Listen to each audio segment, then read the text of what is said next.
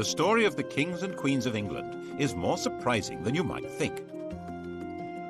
It's a fine drama, 1,000 years of tales of lust and betrayal, of heroism and cruelty, of mysteries, murders, tragedies, and triumphs. And it's also quite unlike the history of other countries' royalty. The thing about the kings and queens of England is that they're totally different from anywhere else, which probably explains why they're still in business when almost everywhere else they've either been given the chop or have stopped being regal. This programme looks at England's monarchs from the death of Queen Anne to the accession of Victoria. Well, Britain's monarchs, actually. And if you look at Europe at the start of this story in 1714, you'll see just what I mean. A European king is an absolute ruler. Louis XIV, Peter the Great, Philip V of Spain, Frederick William of Prussia, all men of unlimited power. It's not like that in Britain. Queen Anne has died. There are no Protestant Stuarts left. The Protestant line to the English throne now passes through James's granddaughter, Sophia, who had married a German prince with the title of Elector of Hanover, and then from her to her son George Louis, who's inherited that antiquated title. Into one quarter of the royal coat of arms pops the amazingly complicated device of a 54-year-old German princeling. And when he comes to England for his coronation, he knows perfectly well that he's not going to be anything like those other rulers. He will be almost powerless. So it really doesn't matter that he can't speak a word of English. At the opening of Parliament, King George stood in silence while his words were read by the Lord Chamberlain. The crown that had belonged to Normans, French Plantagenets, Welsh Tudors and Scottish Stuarts had now passed to the German Hanoverians. The new king's son, George Augustus, arrived from Herrenhausen to take his seat in the House of Lords as Duke of Rothesay, heir to the throne. Before leaving Germany, he proudly declared, "I had not a drop of blood in my veins which is not English."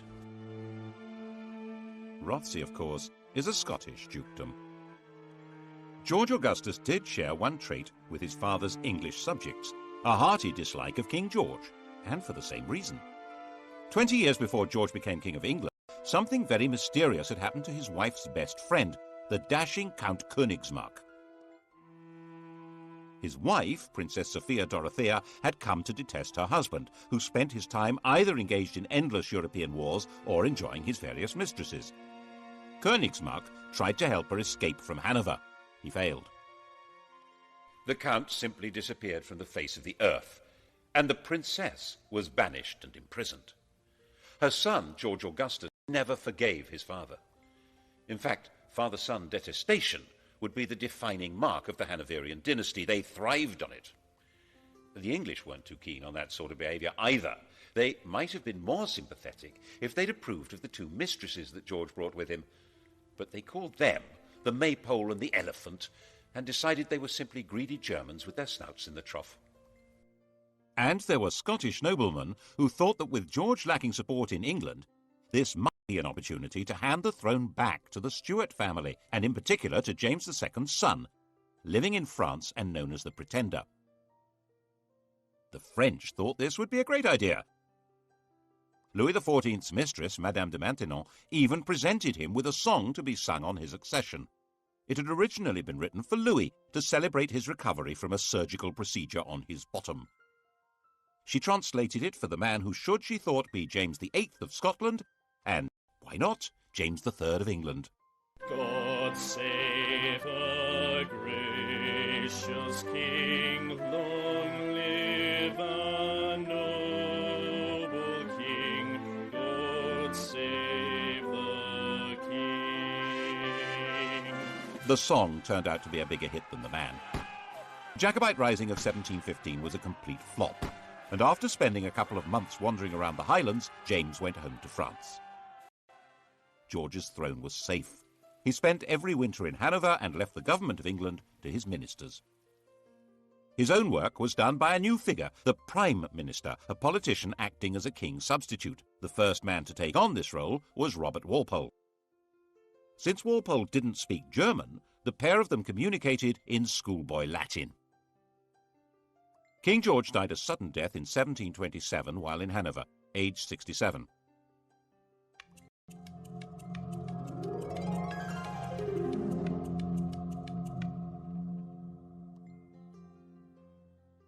His son was living in Richmond, forbidden by the old man to take any part in court life or even to see his own children. When Walpole came with the news of his father's death, George II appears to have regarded it as a wind-up. "That is one big lie." But the outcast prince was indeed now George II, by the grace of God, King of Great Britain, France and Ireland, Defender of the Faith, Elector of Hanover, Duke of Brunswick-Lüneburg and Duke of Celle. When he'd been convinced, he came here to Leicester Square. At the time it was Leicester House, where he'd been running his own court. And here he was attended by the Archbishop of Canterbury, who formally presented the most powerful documents in the world. When William the Conqueror and Henry II died, their wills established who would rule after them.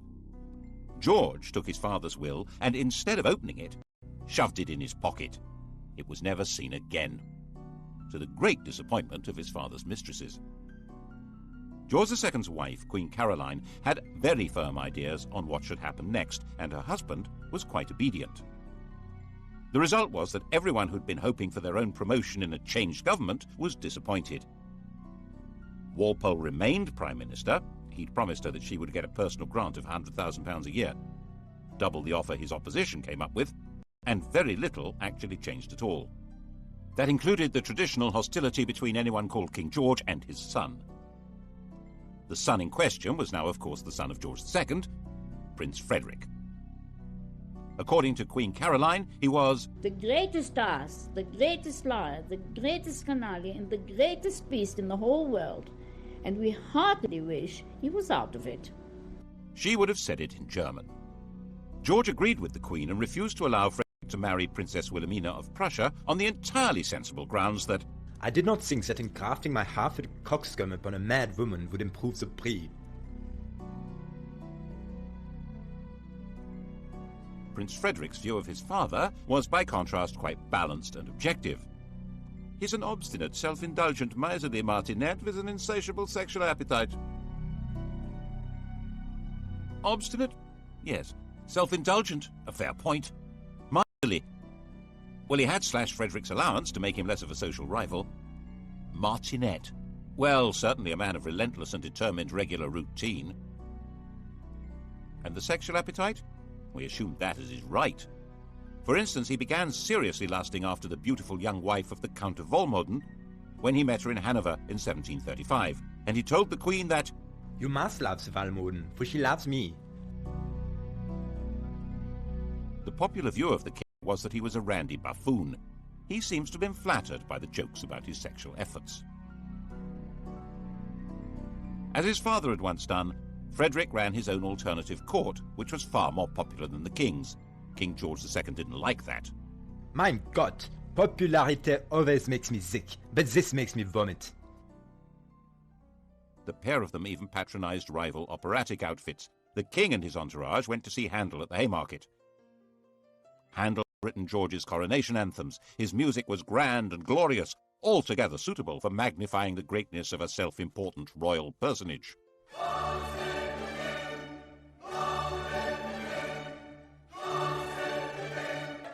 The prince and his crowd stayed away. They went instead to the Theatre Royal in Lincoln's Inn Fields. That was where opera was being transformed into popular musical theatre.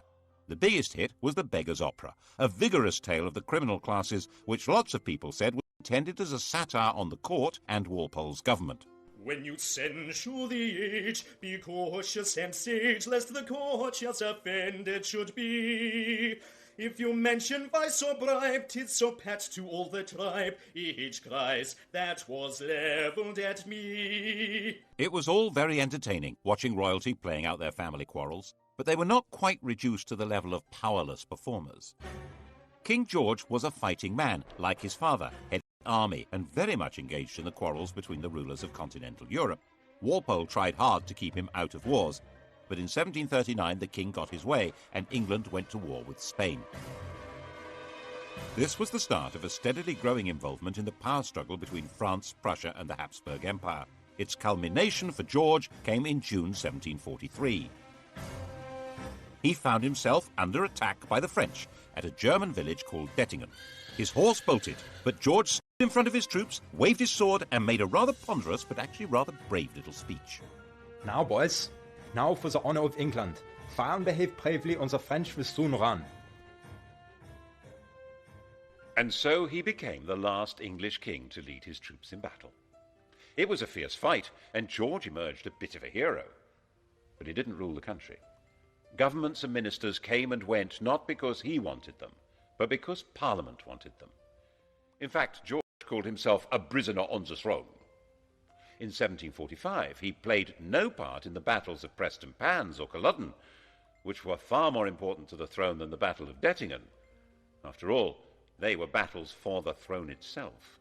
The cause of King James Stuart, the king who'd fled from William of Orange in 1688, had never been forgotten by the Scottish Highlanders. Its supporters of a Roman Catholic monarchy, were called Jacobites, the Latin for James being Jacobus. James's son, the Pretender, had tried and failed to take the throne in 1715, and now, 30 years on, he was known as the Old Pretender. His son Charles, born in Rome, was the Young Pretender. Bonnie Prince Charlie to his supporters, Charles Casimir was 25 years old, pale, thin, romantic and brave. And he decided that George was so unpopular it would be a doddle to take over. He turned up at his own expense in the Hebrides and summoned the Scottish clans. Most of them responded, but out of a combination of loyalty and desperation rather than conviction. Enthusiastically welcomed into Edinburgh and roundly defeated the government army at Prestonpans. The news created a passion of patriotism when it reached London. The city might have lampooned the court and sneered at it, but this was different. That evening the king was visiting the theatre, the King's Theatre, Drury Lane, and the orchestra struck up a tune which they'd just got hold of. God save a gracious king, long live a noble king, God save the king. The audience loved it. None of them knew that it had been the Old Pretender's music, or the King of France's. The song had changed sides and became the national anthem. Actually, it became everybody's anthem at one time or another. Frenchmen, Germans, Russians, Swiss, Liechtensteiners, Swedes, Danes and Americans have all swelled with patriotic pride to exactly the same tune. But when God Save the King became London's big hit, it was because no one could see how the king would be saved any other way.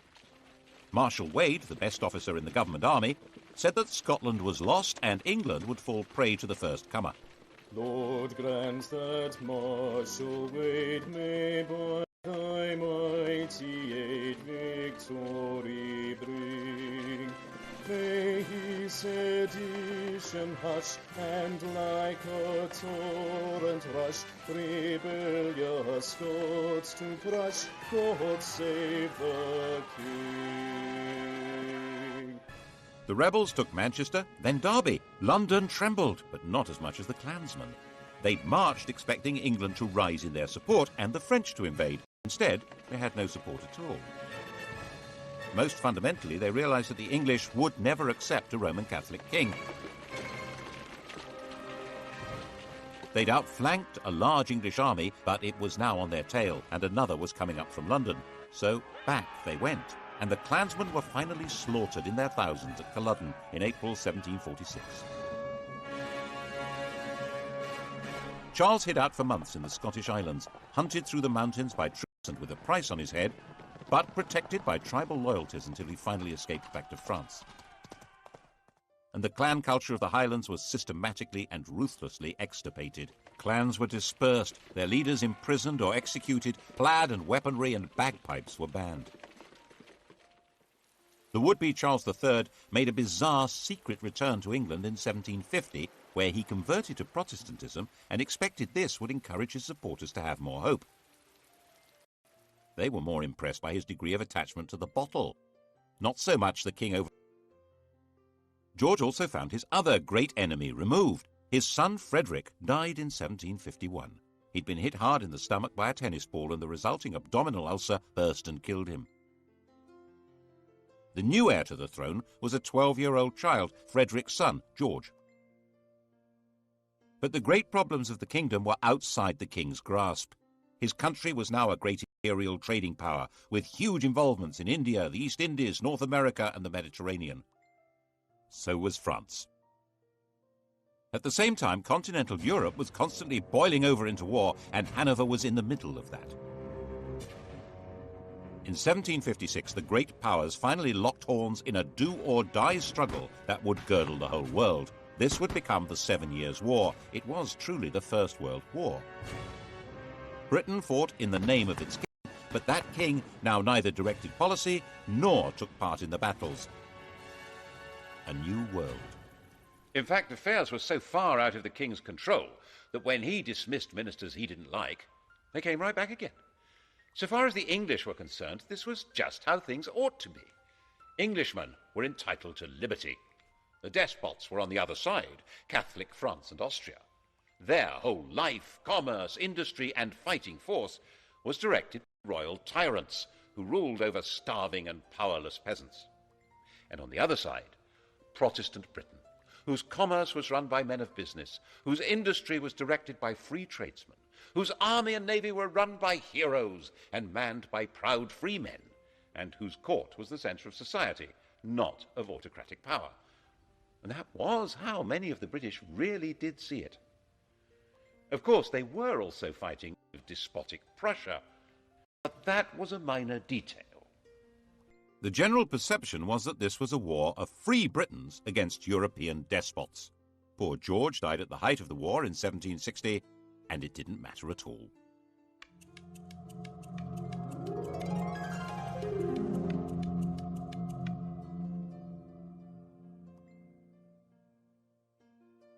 His grandson, now George III, was 22 years old. He had been brought up by his mother, a German princess, in her imitation of the very deferential court of Hanover. He learned the European idea of what a king should be, an enlightened despot whose power was absolute and was to be used for the benefit of mankind. This was, of course, very far from the English notion of kingship, in which the king was the leading figure in society, but whose power was entirely controlled by Parliament. He immediately set to work as a bossy, quick-speaking man. He read widely. He was fascinated by machinery and agriculture. He was a man delighted by the agricultural and industrial revolutions, and he was determined to restore the crown to what he saw as its proper position, a position abandoned, in his view, by Georges I and II.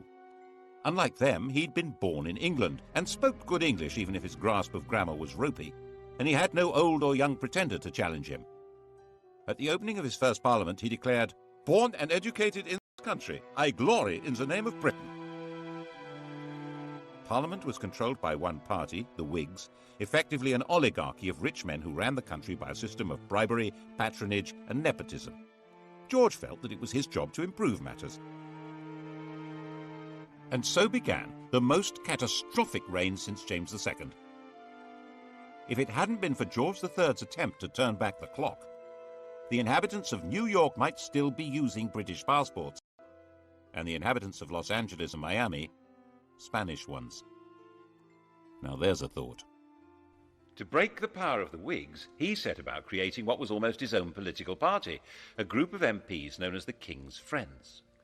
He took back the power of distributing positions and favours from the government and did it himself, so he soon built up a collection of political dependents. His first objective was to bring an end to the war. He didn't at all share the anti-French views of the Prime Minister, William Pitt. It took a lot of political manipulation, but in 1763, with Pitt removed from power, a peace treaty was signed. By this stage, the war had actually been won. Pitt's policies had resulted in Britain becoming the dominant colonial power in the world.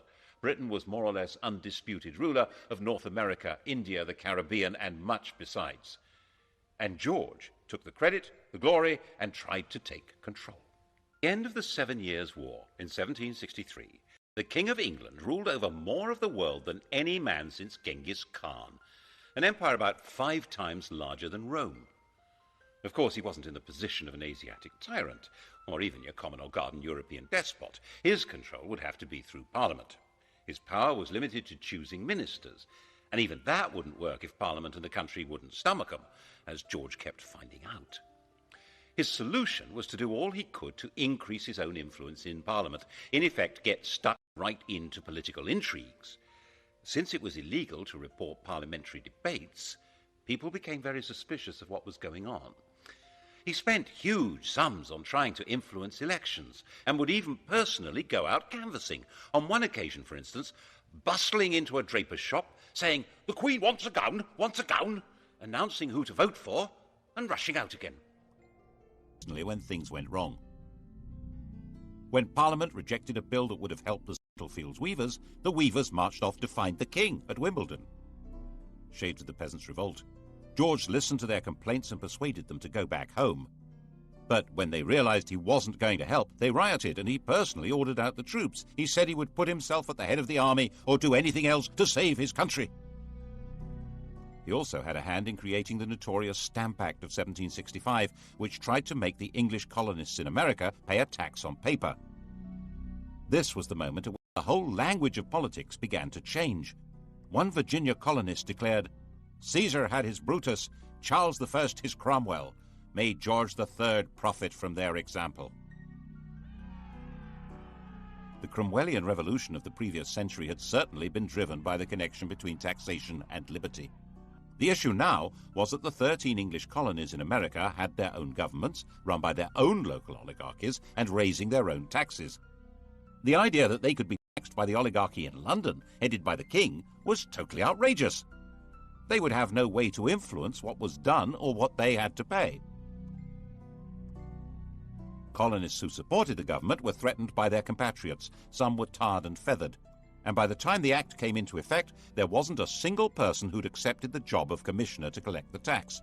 It had to be repealed.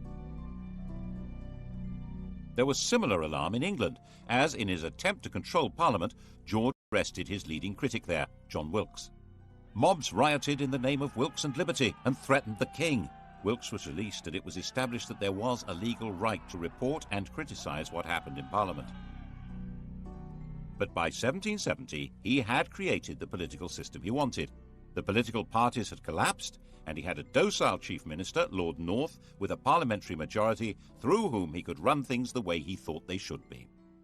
George liked running things. Popularly known as Farmer George, he took a very close interest in modern farming methods, developing animal breeds and new crops. These were the same modern farming methods which, by enclosing common lands and creating large self-contained farms, were breaking up village communities all over England and creating a new class of half-starved, landless wage labourers. Bad harvests didn't help, nor did a collapse in trade. The colonists in America were showing their anger by refusing to import anything from Britain. Lord North decided the best thing to do was repeal all the taxes on them except for a symbolic tax on tea. 3 years later, he arranged another act of Parliament to try to help the East India Company sell more tea in America, and radicals in Boston retaliated with a symbolic tea party, at which men dressed as Native Americans. The reaction in England, stirred by the popular press, was that the colonists must be punished. George certainly shared that view. Laws must decide whether they are to be subject to this country or independent. Misunderstanding the strength of feeling and of organization against them, the government tried to use too little force and triggered a full-scale rebellion. The rebel colonists proclaimed their independence in 1776, and with the backing of a large part of popular opinion in England, George was determined to fight them and crush them. The result, as many less warlike Englishmen had been warning, was disaster for England. Even Lord North wanted out, but George was in charge. The American Revolutionary War became a campaign not against unjust government or English rule, but against the very principle of monarchic government. George's determination to be active in government and place himself at the heart of politics created a new republican movement, a language in which to attack the rule of kings. The Peace of Versailles in 1783 forced Britain to recognize the United States of America. 6 years later, our host at Versailles, Louis XVI of France, was himself called on by a revolutionary crowd who carried him off and set up their own republic. The process of destroying monarchy was underway. Did George understand what he'd done? He certainly fretted about the American disaster, and perhaps it was his own sense of failure that made him display signs of mental disturbance in 1788, talking incessantly and behaving oddly. His doctor thought making him bleed would help. When that failed, the Prince of Wales took over the treatment. The Prince of Wales was 26 years old, a dashing if rather fat man about town, and in the grand tradition of their Hanoverian ancestors, King George and his son hated each other. The prince lived in the house bought for his mother, the Duke of Buckingham's magnificent home near St James's Park. It was still called Buckingham House. He liked it so much he eventually built a rather dull palace for it. When he came of age, he'd set up his home in Clarence House, taken his seat in the House of Lords, and set about being a thorn in Daddy's flesh, partly by opposing his father's ministers and partly by his wildly extravagant social life, in the course of which he secretly married a glamorous widow, Mrs. Fitzherbert, after a passionate wooing process that included theatrically stabbing himself to safely produce as much blood as possible. The marriage was illegal. He wasn't allowed to wed without the king's consent. It was also significant that the lady was a Roman Catholic. In 1780, anti-Catholic rioters stirred up by Lord George Gordon had taken over London for a week. Eventually dispersed by troops on the king's orders, the Gordon Lord George. Prinny, as his friends called him, spent his time in gambling clubs, in the company of dandies like Beau Brummel, and put much energy into building the bizarre and spectacular pavilion in Brighton. That's where he was when he heard that the king was mentally ill, and he hurried off to Windsor to take over. 28 years old, he was going to be regent. When the king saw his son, he physically attacked him. He threw Prinny against a wall. The poor boy burst into tears. There was then a huge political battle over what powers the regent would be allowed to have. His own bunch of politicians led by Fox on one side and the king's led by Pitt on the other. Fox's supporters saw Pitt as a sort of fungus with as many arms as an octopus, growing on and taking over the royal dunghill. And the Prince of Wales brought in his own physician to treat the king or torture him. The royal physicians blistered the king's forehead to draw the poison out of his brain, forced him to take useless drugs, ordering servants to sit on the king when he resisted, and refused to let him have a fire in his room during the terribly cold winter. All this when the country was anticipating French invasion and radical revolution, and volunteer regiments were being formed as a desperate line of defense. Very desperate. Finally, new physicians were brought in who gave the king gentler treatment, and he recovered. In 1801, before the arguments over how the regency would function had been resolved, the king was back in charge. But not in the way he had been. The American defeat had been a personal disaster for him and dramatically weakened his political position. In an effort to reassert it, he'd installed a 24-year-old as Prime Minister and Chancellor of the Exchequer, thinking that here at least was a politician he could control. But William Pitt's son, Pitt the Younger, was shrewd, capable, and fully understood that George depended on him, so he held all the cards. And it was Pitt who had to decide how to deal with the spread of revolutionary Republican ideas from America and France into England. The same ideas that had been voiced in America about no taxation without representation were being heard in England, where huge new manufacturing towns had grown up, which had no member of Parliament. 3 years after the French Revolution, political reform societies called corresponding societies were founded in England. Riots were breaking out in the Midlands, in East Anglia, in Scotland. Attempts were made to kill the king. He was booed and stoned in London. And the French legislature passed a fraternal decree offering aid to all peoples seeking to throw off the chains of tyranny. Once war began with revolutionary France, political radicalism was plainly treason, wasn't it?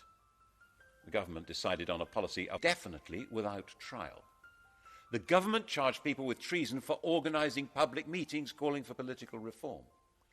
When they were acquitted, acts were passed which extended the definition of treason to include speaking or writing or bringing the king or his government into contempt. To back it up, a system of internal spying, an agent provocateur, was instituted. Postmasters were given the job of reporting to the Home Office anything suspicious that they heard or that went through the mail. Public meetings needed special licenses. When William Blake, the artist, found a soldier in his garden, he drove him out, shouting, "Damn the king and damn all his soldiers, they're all his slaves." Bad idea. He was put on trial for sedition.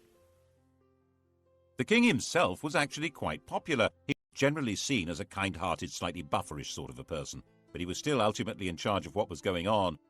And when even Pitt insisted that Catholics would have to be allowed the same rights as Protestants and permitted to stand for Parliament, George forced him to resign. The issue had come to the fore because of Ireland. If England had some potential revolutionaries, how many more had Ireland, a land where an oppressed Catholic majority were ruled by imported Protestant colonists, and an ideal staging post for a French invasion? In 1801, Ireland was incorporated into Great Britain, creating the United Kingdom. It was an attempt to make Ireland more secure. The fact that at the same time the king formally abdicated his meaningless title of King of France shows exactly where the threat was coming from. But if Ireland was to be truly united with England, there would have to be Catholic emancipation. And King George wouldn't have it.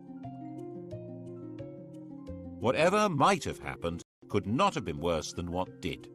Ireland still bleeds now. The shadow of George III lies over the history of the world more darkly than most people realize. As with the American disaster, it seems as though one part of his mind was determined to make him feel the full weight of his responsibility, and once more his mental state degenerated. He made a slow recovery, enough to sack his ministers in 1805 when they tried to lift the restrictions on Catholics becoming military officers. But he was becoming blind and infirm, and in 1810 his mind finally collapsed. No one's quite sure what was wrong with him, but a strain of hereditary insanity had run through the royal family ever since Henry V's marriage to Catherine de Valois. Blind and deaf, suffering from abdominal pains and dementia, his body lived on, but his reign was over. Prinny took over at last.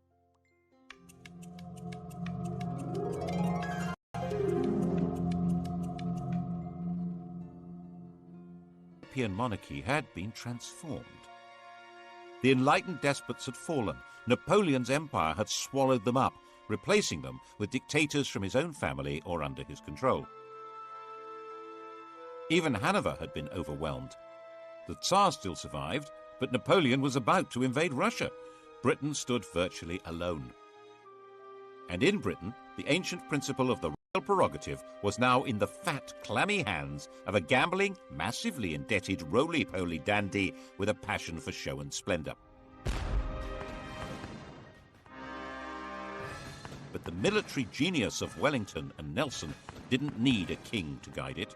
So under his uninspiring, even ridiculous leadership, Napoleon was defeated and the decrowned heads of Europe were brushed down and put back on their thrones. Why, the ruler of the United Kingdom even became King of Hanover. Prinny had been against everything his father stood for, but now he was in power. He suddenly adopted all his father's political principles, especially his determined opposition to letting Catholics have civil rights and to any reform of Parliament. Elections were basically a farce, with some MPs representing constituencies with almost no voters, and the vast majority of people unrepresented. The king thought this was fine. Lots of other people didn't. And this became a desperate issue in the years after the Napoleonic War. There were thousands of unemployed ex-soldiers. There was an agricultural depression made worse by the terrible summer of 1816, and there was increasing unemployment due to the use of new machinery. And the Prince of Wales's appetite for luxurious silverware and furniture grew mountainous. Graffiti appeared saying death or the regent's head. At the end of 1816, there was a full-scale riot in London aimed at setting up a radical government. The next month, the Prince Regent's carriage was mobbed on his way to open Parliament. The grim apparatus of repression was revived. The death penalty was restored for unlicensed public meetings. Printers of seditious material were to be seized. There was plenty of seditious material. The Prince Regent was a laughingstock. The flood of caricatures and satires was unstoppable. Extravagance was spectacular. A few years earlier, the government had agreed to clear his huge debts on condition that he made a legal marriage. The victim selected was his cousin Caroline of Brunswick, a charming, friendly and unassuming young lady who was also a bit of an exhibitionist. He spent the wedding night drunk. After 9 months to the day, Caroline gave birth to a daughter, but by then her husband had long abandoned her. He devoted himself to the pursuit of motherly mistresses and treated Caroline with a and the Brighton Pavilion made that declaration loud and clear. George III finally died in 1820, having notionally reigned for 60 years, the longest reign until Victoria. And he was 81, the longest life of any British ruler so far.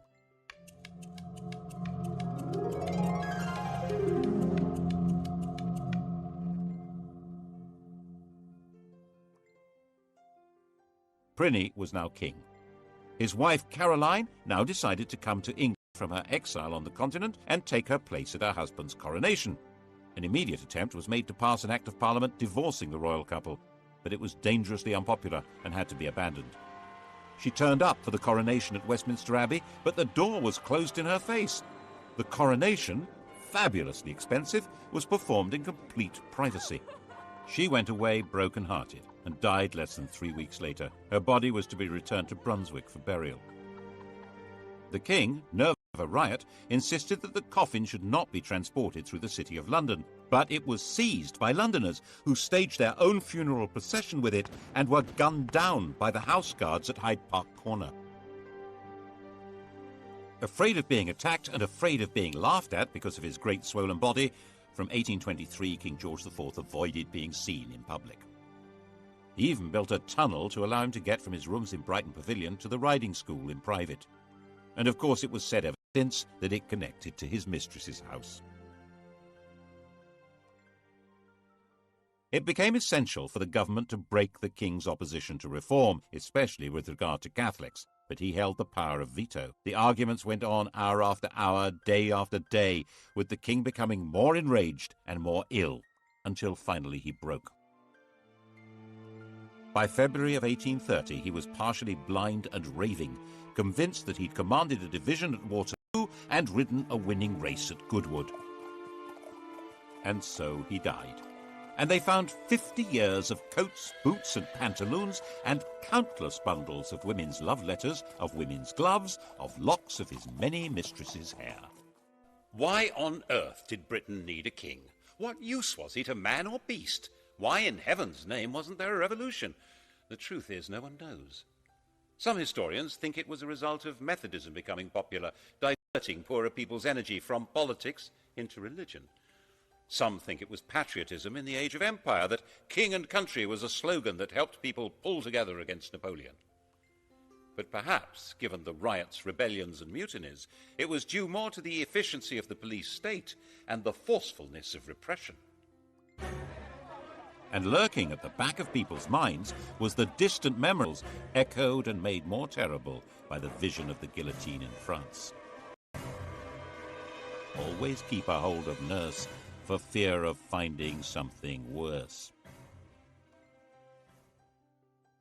Despite George's enthusiastic sexual enterprise, he had only produced one legitimate child, and she died in childbirth. The heir to the throne was his brother William, who was 54.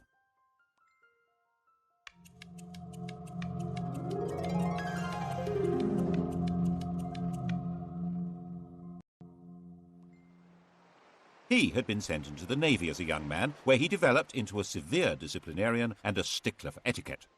After he left, he took an actress, Mrs. Jordan, as his mistress, had lots of illegitimate children, and was given to making tactless speeches with not much intelligence.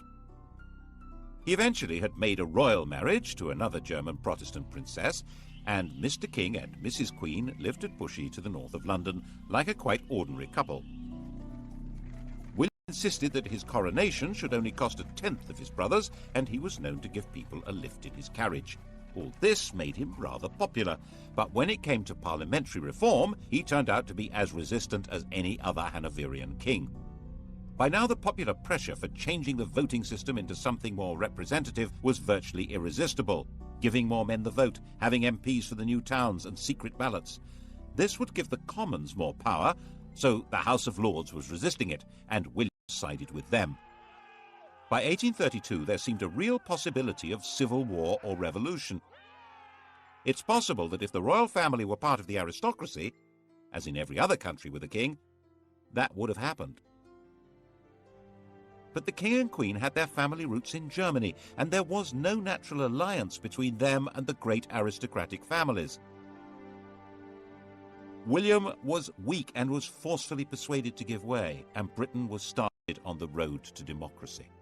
After the Reform Bill of 1832, with no more rotten boroughs and greatly reduced scope for electoral corruption, it was no longer possible for the king to play politics inside Parliament to the same extent. The monarchy would now be forced back into its constitutional box, and it was no longer sufficiently dangerous to be worth the trouble of a revolution. When he died in 1837, William's legitimate children were already dead.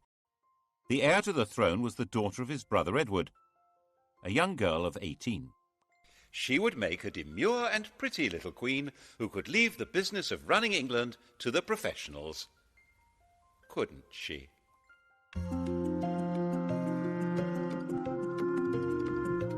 Sky Digital viewers, press red.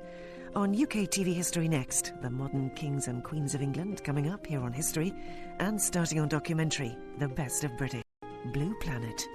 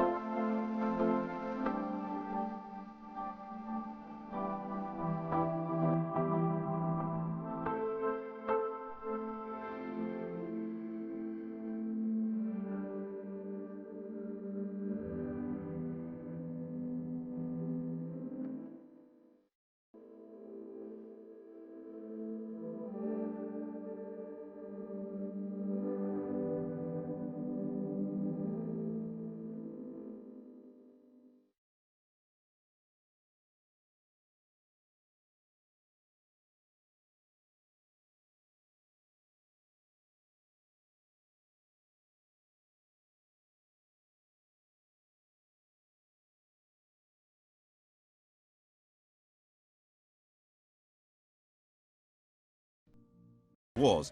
But in 1739 the king got his way and England went to war with Spain. This was the start of a steadily growing involvement in the power struggle between France, Prussia and the Habsburg Empire. Its culmination for George came in June 1743. He found himself under attack by the French at a German village called Dettingen. His horse bolted, but George stood in front of his troops, waved his sword and made a rather ponderous but actually rather brave little speech. Now, boys, now for the honor of England. Fire and behave bravely, or the French will soon run. And so he became the last English king to lead his troops in battle. It was a fierce fight, and George emerged a bit of a hero. But he didn't rule the country. Governments and ministers came and went not because he wanted them, but because Parliament wanted them. In fact, George called himself a prisoner on the throne. In 1745, he played no part in the battles of Prestonpans or Culloden, which were far more important to the throne than the Battle of Dettingen. After all, they were battles for the throne itself.